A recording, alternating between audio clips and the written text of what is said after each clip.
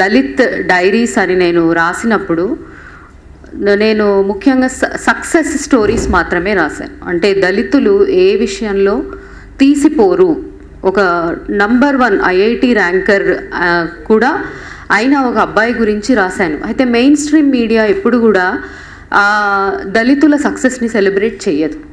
So తప్పకుండా అది celebrate చేయాల్సిన బాధ్యత మన మీద ఉంది అని నేను అయితే నా సిరీస్కి నేను దళిత్ డైరీస్ అని రాసినప్పుడు చాలామంది వాళ్ళకి కులం పెట్టడం, వాళ్ళు దళితులు అని స్పెసిఫై చేయడం అవసరమా అని చాలామంది ప్రశ్నించారు. తప్పకుండా అది అవసరమే అని చెప్పాను. ఎందుకంటే మనకు ఒక PV సింధునో ఇంకెవరో ఏదైనా ఒక చిన్న అచీవ్మెంట్ చేసినప్పుడు కులపరంగా ఏ విధంగా అయితే సెలబ్రేట్ చేసుకుంటారో, ఇట్లా ఏ విధంగా అయితే ఓన్ చేసుకుంటారో, సో దళితుల్ని ఆ విధంగా ఓన్ చేసుకోరు. సో ఈ సమావేశంలో నేను మాట్లాడాలనుకున్న కొన్ని విషయాల్ని మీతో షేర్ చేసుకుంటాను.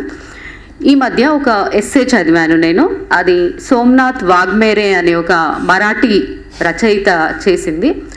ఆయన ఇప్పుడు మనం చరిత్ర గురించి మాట్లాడుకుంటే 1985లో 1985లో అంబేద్కర్ గారి భార్య డాక్టర్ సవితా అంబేద్కర్ గారు నిర్మించిన ఒక ఫ్రెంచ్ రచయితతో కలిసి ఒక 10 నిమిషాల డాక్యుమెంటరీని నిర్మించారు. అయితే ఆ డాక్యుమెంటరీని ఎక్కడో కంప్లీట్గా ధ్వంసం చేశారు. దానికి చాలా అవార్డ్స్ వచ్చాయి. ఆ డాక్యుమెంటరీ అన్టచబుల్స్ అనే డాక్యుమెంటరీ, నేను కూడా ఆ డాక్యుమెంటరీ లింక్ కోసం గత 10 రోజులుగా వెతుకుతూనే ఉన్నాను.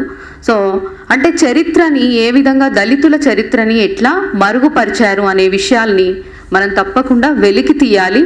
ఈ అన్టచబుల్స్ అనే డాక్యుమెంటరీ దొరికితే ఈ మీటింగ్లో నేను డిస్ప్లే చేద్దాం అనుకున్నాను, ఒక 10 minutes డాక్యుమెంటరీ కాబట్టి.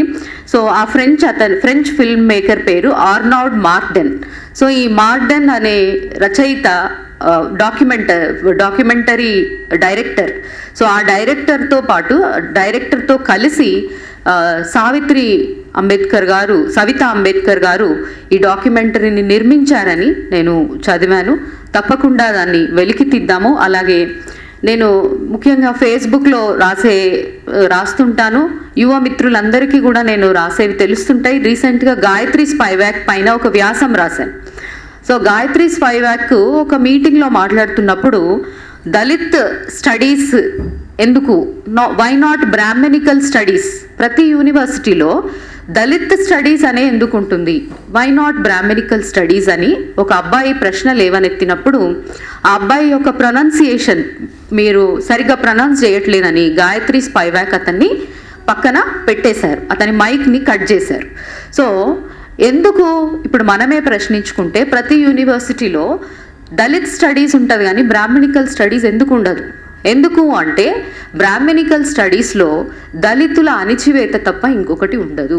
సో ఆ అణిచివేతని మనం ఎక్కడ బయటకు తీసుకొస్తామో అని, సో ఎక్కడ ఆ స్టడీస్లో నిజమైన చరిత్ర ఎక్కడ బయటకు వస్తుందని, ఎక్కడైనా దళిత్ స్టడీస్ ఉంటుంది కానీ బ్రాహ్మణికల్ స్టడీస్ ఉండదు. సో ఈ ఫూలే అంబేద్కర్ అధ్యయన వేదికకి నేను ఒక చిన్న, అంటే తప్పకుండా కృషి చేయాల్సిన అంశాల గురించి చెప్తాను సార్.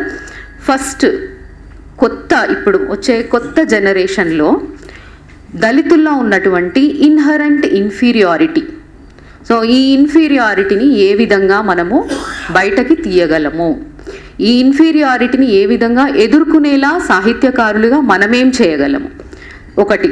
రెండవది, వాట్ ఈస్ ప్రివిలేజ్. సో మనము మారుతున్న చరిత్ర, నడుస్తున్న చరిత్ర చూస్తుంటే 2014 నుండి భారతదేశము ఒక సెక్యులర్ కంట్రీగా, ఒక సోషలిస్ట్ కంట్రీగా ఎంత మాత్రం లేదు. సో ఎందుకు లేదు అనంటే ఎప్పటిదో జరిగినటువంటి బర్త్ వల్ల వచ్చిన ప్రివిలేజ్ వల్ల, లేదా బర్త్ వల్ల జరిగినటువంటి ప్రైడ్ మీద భారతీయుల్లో ఒకలాంటి ఫాల్స్ ప్రైడ్ క్రియేట్ చేయడం జరిగింది. అది బీసీ కులాల మొదలుకొని ప్రతి ఒక్కరిలో ఆ ఫాల్స్ ప్రైడ్ అనేది చేశారు. సో ఆ ఫాల్స్ ప్రైడ్ని దళితులుగా మనం ఎట్లా కాంబాట్ చేయాలి, మనం ఎట్లా వచ్చే పిల్లల్ని, రాబోయే తరాలని ఏ విధంగా ఆ ఫాల్స్ ప్రైడ్కి గురి కాకుండా, ఆ ఫాల్స్ ప్రైడ్ వల్ల ఏర్పడే ఇన్ఫీరియారిటీకి గురి కాకుండా ఏ విధంగా మనము కాపాడుకోగలగాలి. సో 2 భారతదేశాలు, ఒకటి ఎప్పుడైతే ఈ నరేంద్ర మోడీ నేతృత్వంలో ఎప్పుడైతే ఈ మతతత్వ భారతదేశం ఏర్పడ్డదో, మతతత్వ భారతదేశంలో దళితుల పైన దాడులతో పాటు ప్రతి పాలసీ కూడా పేదవాడికి, దళితులకి అగెయిన్స్ట్గానే ఉన్నాయి. ఎందుకంటే ఇది వరకు డాక్టర్లుగా చాలామంది పేదవాళ్ళు డాక్టర్లు చదివేవాళ్ళేమో, ఎప్పుడైతే నేషనలైజ్డ్ ఎగ్జామ్స్ స్టార్ట్ చేశారో అప్పటి నుంచి పేద పిల్లలకి ఉన్నత చదువులు ఏ విధంగా దూరం అయ్యాయి. సో అందులో వాళ్ళ అవలంబిస్తున్న పాలసీలు ఏంటి? సో ఎక్కడో ఒక ఆటో నడుపుకునే అబ్బాయి కొడుకో, లేకపోతే ఎక్కడో ఒక కూలీ పని చేసుకునే అమ్మాయి కొడుకో ఖరగ్పూర్ ఐఐటిలోనో లేదా ఇంకెక్కడోనో ఎన్ఐటి ట్రిచిలోనో సీట్ తెచ్చుకోవడం ముఖ్యం కాదు. సో పాలసీలు ఏ విధంగా పిల్లల ఆశలని, కలలని ఏ విధంగా మింగేస్తున్నాయి. సో మనం చరిత్రను అధ్యయనం చేస్తూనే నడుస్తున్న చరిత్ర పైన స్టడీ చేయాల్సిన అవసరం చాలా ఉంది. సో ఈ స్టడీ ఎందుకు ఇంపార్టెంట్ అంటే, నేను ఒక పుస్తకం గురించి రాశాను. అది చాలా ఖరీదైన పుస్తకం, అది ప్రతి దేశంలో కూడా అమ్ముడుపోయింది. Caste and the origins of discontents and Isabel Wilkerson అనే రచయిత్రి బ్లాక్స్ని, అంటే ఆఫ్రికాలో బ్లాక్స్ని, అలాగే ఈ భారతదేశంలో దళితులని సమన్వయపరుస్తూ అక్కడ బ్లాక్స్ ఎదుర్కొన్న పోరాటం ఎలాంటిదో, ఇక్కడ దళితుల మీద జరిగిన దాడులు ఎలాంటివో రెండిటిని సమన్వయపరుస్తూ ఆమె ఆ పుస్తకం రాశారు. అందులో చాలా అంశాలు కూడా నేను ఫేస్బుక్ పోస్ట్గా రాశాను. అది ఒక మంచి బుక్గా తీసుకురావాలనే ప్రయత్నంలో ఉన్నాను. ఈ ఫూలే అంబేద్కర్ అధ్యయన వేదిక సహకారం కోరుతున్నాను. సో తప్పకుండా అది ఒక మంచి పుస్తకం అవుతుందని నేను ఆశిస్తున్నాను. అలాగే సోషల్ స్టిగ్మా.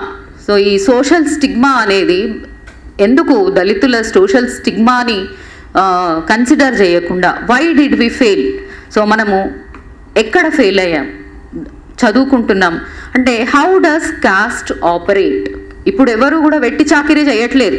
ఇప్పుడు ఎవరైనా దొరలో లేకపోతే అప్పర్ కాస్ట్ వాళ్ళు ఎవరైనా సవర్ణుల్లో వస్తే కాళ్ళు మొక్కట్లేదు, దండాలు పెట్టట్లేదు. కానీ కాస్ట్ ఆపరేట్ అవుతుంది. ఎక్కడ కాస్ట్ ఆపరేట్ అవుతుంది? ఒక ఈడబ్ల్యూఎస్ రిజర్వేషన్లో అంటే మనం అనేక విధాలుగా అంటే hidden operating systems of cost. So దళితులకు అగెయిన్స్ట్గా ఈ ఆపరేటింగ్ సిస్టమ్స్ ఎట్లా పనిచేస్తున్నాయి? సో ఈ విషయాలపైన లోతుగా ఆలోచించాల్సిన విషయము, చర్చించాల్సిన విషయాలు అనేకం ఉన్నాయి. ఎందుకంటే మన రాబోయే తరాలని ఖచ్చితంగా మనము ఈ ఇన్ఫీరియారిటీ నుండి మనము కాపాడుకోవాలి. నెక్స్ట్ పుస్తకాల గురించి వస్తే, రీసెంట్గా ఒక పుస్తకం గురించి నేను ఫేస్బుక్లో కూడా ప్రస్తావించాను. దళిత్ కిచెన్స్ ఆఫ్ మరాఠ్వాడా, షాహు పటోలే అనే ఒక పుస్తకము. అంటే దళితుల ఆహార పద్ధతులు ఎలాంటివి, దళితుల ఆహార అలవాట్లు ఎలాంటివి. నేను దళిత్ డైరీస్లో కూడా ఒక దళితుల ఆహారం గురించి రాశాను.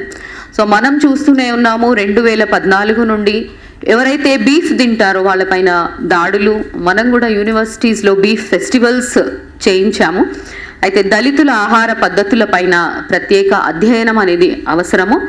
దళిత్ కిచెన్స్ ఆఫ్ మరాఠ్వాడా లాగా మనం కూడా దళిత్ కిచెన్స్ ఆఫ్ తెలంగాణను, దళిత్ కిచెన్స్ ఆఫ్ తెలుగుస్ అను ఒక పుస్తకం లాంటిది మన ఆహార పద్ధతులు, అలవాట్ల పైన, మన సంస్కృతి సాంప్రదాయాల పట్ల ప్రత్యేకమైన స్టడీ చేయడం అనేది అవసరము. అలాగే అన్లెర్నింగ్. సో ఇదివరకే దార్ల వెంకటేశ్వరరావు సార్ చెప్పారు, అన్లెర్నింగ్ అనేది ఖచ్చితంగా పాలకులు రాసిన చరిత్రని మనం తోసిపుచ్చాలి. అది మన చరిత్ర ఎప్పటికీ కాదు. ఫర్ ఎగ్జాంపుల్ మనము చూస్తూనే ఉంటాం వాట్సాప్ మెసేజెస్లో, ఇది మన ప్రైడ్, ఇది మన కల్చర్, ఇవి మన పోస్టులని మనని ప్రతి గ్రూప్లో మనల్ని విసిగిస్తూ ఉంటారు. మనం ఆ గ్రూప్ నుండి బయటకు వెళ్ళిపోయేంత వరకు కూడా ఆ చరిత్ర ప్రైడ్ని పెట్టి మనల్ని చంపుతుంటారు. సో అందులో ప్రతిదీ ఫేక్ అని మనకు తెలుసు. నాణాలు ఫేకు, శిల్పాలు ఫేకు, ప్రతి ఒక్కటి ఫేకు, ప్రతి చరిత్ర ఫేక్ అని మనకు తెలుసు. సో అవన్నీ కూడా గ్రాఫిక్స్లో మాడ్యులేట్ చేసినవని మనకు తెలుసు. ఇంకొక విషయం ఏంటంటే వాళ్ళకు తెలుసు అవి ఫేక్ అని. అయినప్పటికీ దే ట్రై టు పోర్ట్రే, ఎందుకంటే ఆ బర్త్ ప్రైడ్ తప్ప వాళ్ళకి ఇంకేమీ లేదు. సో ఆ ప్రైడ్ని how we have to combat అనేది చాలా ఇంపార్టెంట్. అయితే నేను చరిత్ర నుండి పక్కకు జరిగిపోతున్నాను కొన్ని విషయంలో, but these things I wish to say. ఇంకోటి, వేర్ డిడ్ వి ఫెయిల్ అంటే ఒకటి, దళితుల పట్ల ఎంపతి క్రియేట్ చేయడంలో ఫెయిల్ అయినాం. సో దళితులకి రిజర్వేషన్స్ ఇవ్వడం ద్వారా వీళ్ళని అప్లిఫ్ట్మెంట్ చేయాలి అని అనుకున్నాం, కానీ అదే సమయంలో ఎంపతి, అప్పర్ స్ట్రాటాలో ఒక ఎంపతి అనేది క్రియేట్ చేయడంలో మనము ఫెయిల్ అయినాము అని కొంతమంది రచయితలు చెప్తారు. సో మనము వేర్ డిడ్ వి ఫెయిల్ అనేది తప్పకుండా చర్చించాల్సిన అవసరం ఉన్నది.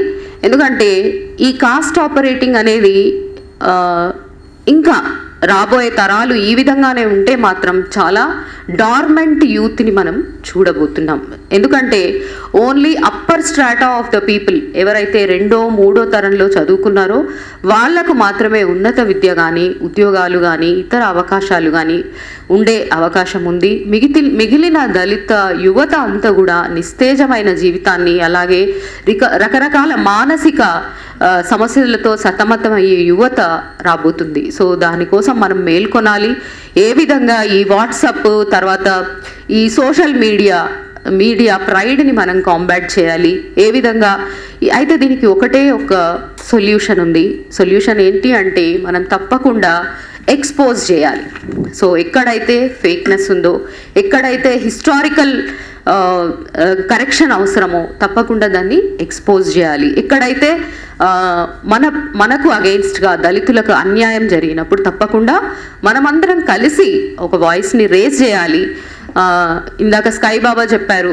సో ఒక సంగిశెట్టి శ్రీనివాస్ సార్ తప్ప బీసీలలో ముఖ్యంగా ఎంపతి అనేది అస్సలు లేదు దళితుల పట్ల.